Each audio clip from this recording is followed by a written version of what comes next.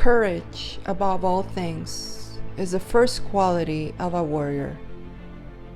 In this yoga tutorial, we will go over Reverse Warrior, which is an evolution from Warrior 2.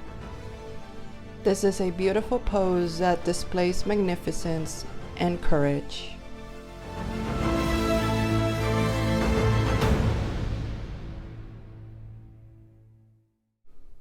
Bring yourself up to a standing position, starting off in mountain pose. You will find the link to this tutorial up top. Take a step back with your right foot fully planting the back foot at a 45-degree angle and the front foot pointing straight forward. Deeply bend the front knee, paying attention that the distance between your feet are apart enough that when you bend your knee is not in front of your toes.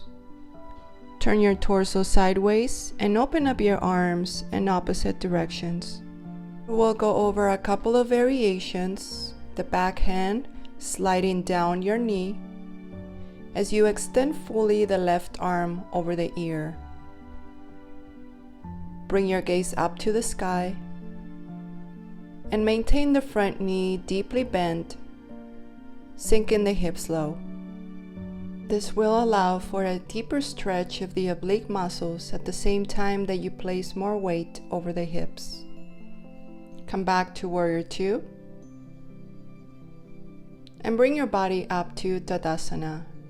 Let's explore another variation.